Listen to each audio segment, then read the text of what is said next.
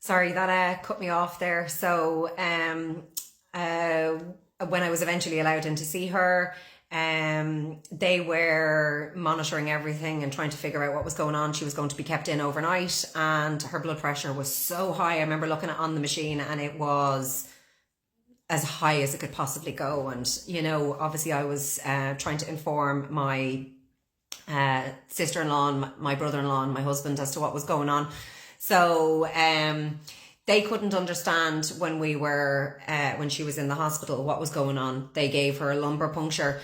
They did bloods every single day, and her bloods would come back completely bottomed out. Her white blood cells, her red blood cells, her platelets, the counts were always floored, and they couldn't understand it. So she was getting blood transfusions probably every 2 to 3 days. She'd get a boost for about 2 days, and then again straight down, bottomed out. So they were thinking that it was either sepsis or it was potentially the cyst on the kidney that was the cause. They didn't know. She had had full body scans as well when she was in there, and they couldn't see any cancer. They couldn't see anything. So it was eventually said to us by one of the team that she had, and her team were spectacular. And he actually, one of the doctors that was actually looking after her, had said that since COVID, the amount of things that they're seeing coming through the doors has been unbelievable. He meant the vaccine. He said the vaccine, that they've seen so many things that they've never seen before come through the doors. And this is possibly something that's presenting like that, but they just didn't know what it was.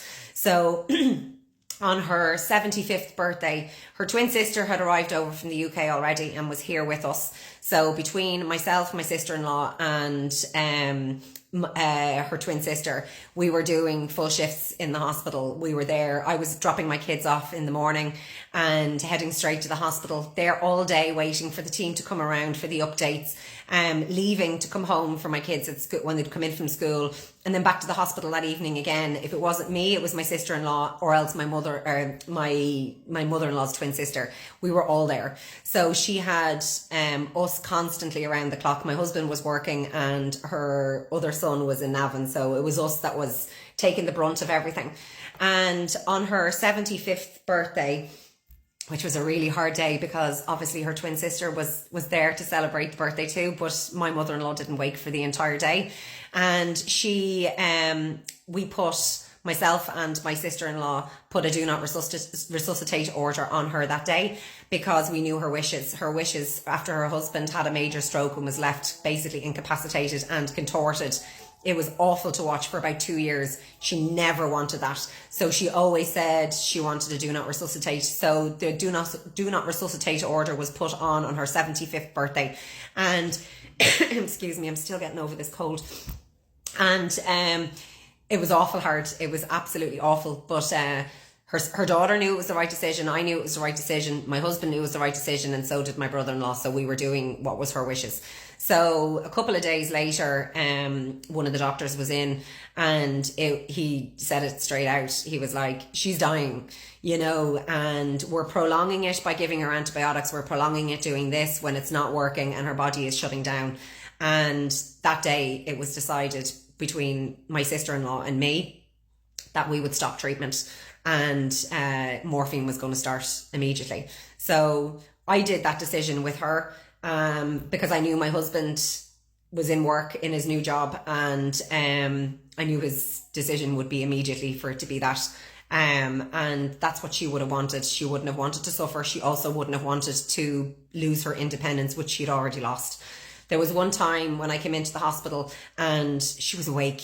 And, they say that they have these moments of clarity before they die. And I got that experience with her. It was actually heartbreaking, because she was very lucid, and she was telling me that she was paralyzed and that she was dying, and she knew she was dying, and we cried so much together, the two of us. I remember saying to her, I love you so fucking much, do you know that? And I said, you did everything right in your life. I said, you know that, don't you? And she says, I hope so. That night was crazy. I called my sister-in-law, who was on the M50, and she came straight back over to the hospital. She wasn't in the hospital, but she worked close by, and she came to the hospital. And that night my kids came into the hospital. Her dog was brought into the hospital. It was, I don't want to say like a party in the hospital. It wasn't. She had this clarity, and she was saying goodbye to people. Her neighbours got to come in and say goodbye to her. And it was a really special time, I suppose, that we got to have that time with her. She gave her last bit of pocket money to my children. They still have the notes now. They'll never spend that money that she gave them. And it was just such a special time that we got to have with her. And obviously she after that, after the neighbours came in, she was wiped, but she kind of never really regained consciousness again. We spent several nights in the hospital with her. My sister came over from where I'm from and looked after my children for a week while we were literally doing night and day in the hospital to be with her. And the odd time she'd kind of come into the room, but not often at that stage. She was, going at that stage. I actually missed her dying because myself and my sister-in-law was annoying me, and she was obviously having one of those bad days where just everything was upsetting her and she was kind of nitpicking at me. And I decided that I'm going to go home and I'm going to meet my children coming home from school, and I'm going to cook them some food, and then I'll head back to the hospital. And I made it 15 minutes after she died.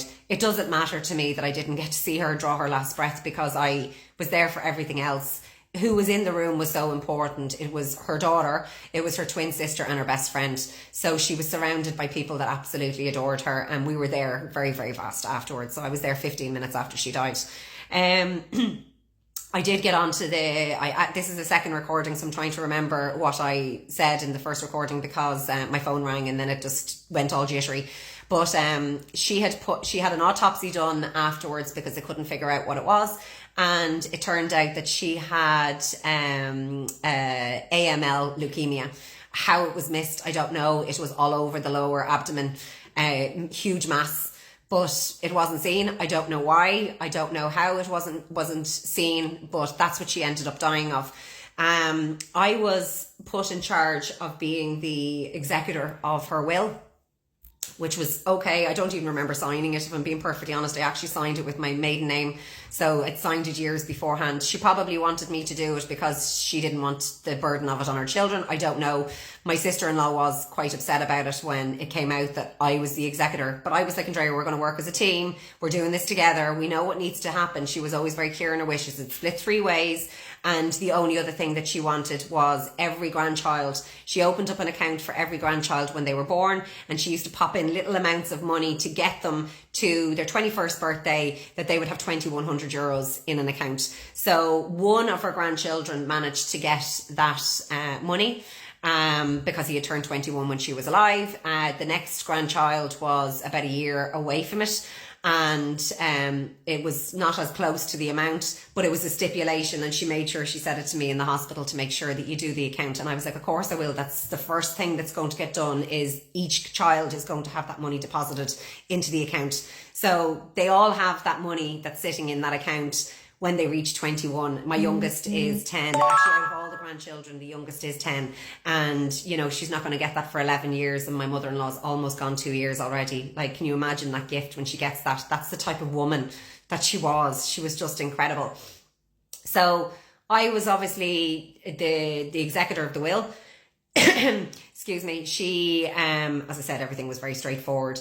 But actually, it wasn't a burden, but it was very heavy for me to carry the, I don't want to say burden. Burden's the wrong word. I had to sell the family home, and I'm very materialistic about things like that. Thankfully, my ex-husband, isn't materialistic as far as he's concerned. It's just bricks, whereas I'd be touching the walls and everything like that. And actually, in the year after she died, I'd drop my kids to school, and I'd go up to her house every single morning with my coffee, and I'd just sit in her house for about an hour, 2 hours, I wasn't even doing anything at that stage. I was just sitting in her chair. I was just sitting, like, lying on her bed.